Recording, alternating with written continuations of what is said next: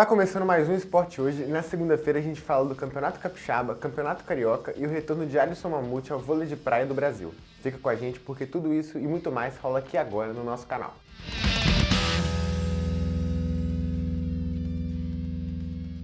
Para começar o programa de hoje, vamos falar do Campeonato Capixaba de 2024.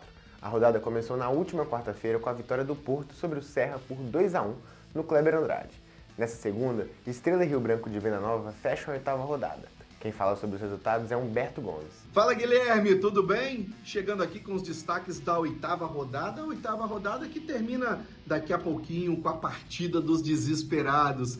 Estou falando de Estrela e o Brancão de Venda Nova. É isso mesmo. Se o Brancão de Venda Nova vencer a equipe do sul do estado, decreta o rebaixamento do Estrela. Então, um jogo de muitas emoções daqui a pouquinho no Alto do Sumaré.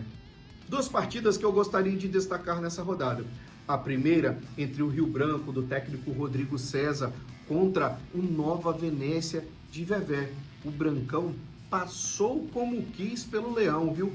2-0, e isso com apenas um jogador considerado como titular. Estou falando do goleiro Neguete. E a pergunta que fica é: quem vai parar esse Brancão de Rodrigo César? Outro jogo de destaque vai para Real Noroeste Desportiva. O Real empate 2-2, o Real saiu na frente, a Desportiva empatou 2-2. Para o Real, coxinho amargo. Para a Desportiva, comemorou um ponto fora de casa com o atual tricampeão capixaba. Mas eu quero deixar uma pergunta para o torcedor grená. Você está confiando nesse time, torcedor? Essa locomotiva não está demorando muito a engrenar, não? Guilherme, eu vou ficando por aqui e você sabe, se chamar, estamos na área. Valeu! E por falar nas equipes capixabas, na última semana tivemos as eliminações de Nova Venécia e Real Noroeste na primeira fase da Copa do Brasil. O primeiro eliminado foi o Nova Venécia, que perdeu de virada para o Botafogo de São Paulo por 2-1, no estádio José Olímpio da Rocha. No dia seguinte, era de Real Noroeste e Cuiabá, também no Rochão. Porém, pelas fortes chuvas, o jogo foi realizado apenas no dia seguinte. E o Cuiabá venceu, sem grandes sustos, por 4-1, em um gramado com péssimas condições devido às chuvas. Neste final de semana tivemos também jogos do Campeonato Carioca, e o maior destaque foi a vitória do Flamengo sobre o Fluminense por 2-0 no Maracanã, na tarde deste domingo. O primeiro gol da partida foi marcado por Pedro, logo no início do segundo tempo. Já aos 33 minutos, em linda jogada com direita toques de letra de Arrascaeta e Pedro, Everton Cebolinha recebeu e chutou de fora da área para decretar a vitória.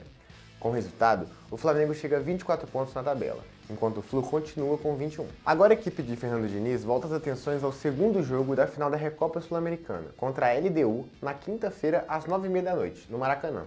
Na ida, a equipe equatoriana venceu o jogo por 1-0. Jogando no Kleber Andrade, em Cariacica, o Vasco venceu o Volta Redonda por 2-1 no último sábado. Os gols foram marcados por Zé Gabriel e Verrete para o Vasco, enquanto o MV descontou para o Volta Redonda. O primeiro gol da partida saiu já no final do primeiro tempo. Em cobrança de falta de Payet, Zé Gabriel subiu mais alto para marcar o primeiro de cabeça. No segundo tempo, o atacante MV recebeu e também marcou de cabeça. Já aos 28 minutos, Verrete marcou o segundo do Cruz Maltino em bola sobrada dentro da área. Com o resultado, o Vasco chega a 19 pontos na competição e está em quarto lugar. Na última rodada, o time Cruz Maltino enfrenta a Portuguesa em São Januário, no próximo sábado, e depende de uma vitória simples para se classificar para as semifinais da competição. Por outro lado, o Botafogo, que também venceu o Audax por 2-0 na rodada, depende de um tropeço do Vasco caso queira avançar às semifinais da competição. Neste domingo tivemos mais uma Copa do Mundo para o Brasil, desta vez no futebol de areia. O Brasil bateu a Itália por 6-4 em Dubai e conquistou o hexacampeonato da Copa do Mundo de futebol de areia. A seleção é a maior vencedora do torneio desde que ele começou a ser organizado pela FIFA, em 2005. O sexto título brasileiro foi obtido de maneira invicta. Na fase de grupos, a seleção venceu o Omã, Portugal e México. Nas quartas de final, bateu o Japão e na semifinal derrotou o Irã. O Brasil é disparado o maior campeão da Copa do Mundo de futebol de areia. A seleção já havia sido campeã em 2006, 2007, 2008, 2009 e 2017. O elenco deste ano contou com 2 jogadores capixabas, os atletas Bruno Xavier e Brendo, que deixaram seus gols na final da competição. A decacampeã brasileira de vela Juliette Teschi começou a temporada com o pé direito e venceu a primeira etapa do ranking nacional. A competição foi encerrada no domingo, na represa de Guarapiranga, em São Paulo. Durante a premiação, além do troféu pelo título do campeonato, A atleta capixaba também recebeu o troféu pelo título de decacampeã do ranking brasileiro de vela de 2023. A etapa foi a mais importante do calendário e a vitória já coloca a velejadora em vantagem para o brasileiro deste ano. Para fechar essa edição, na última semana, o atleta de vôlei de praia, o capixaba Alisson Mamute, informou que retornará ao circuito brasileiro de vôlei de praia após passar o ano de 2023 competindo no AVP, o circuito dos Estados Unidos. Por lá, Alisson subiu ao pódio em 3 oportunidades das 7 em que competiu. Esta será a 20ª temporada do campeão olímpico de 2016, que vai à quadra ao lado do carioca Igor Borges, atleta da nova geração do esporte. Alisson é 3 vezes campeão nacional, ao total são 156 etapas do circuito brasileiro, com 517 vitórias, 64 pódios e 34 títulos. O esporte hoje vai ficando por aqui, mas nos encontramos todos os dias em eshoje.com.br e também nas nossas redes sociais com @eshoje. Se inscreva no nosso canal e ative as notificações. Até a próxima!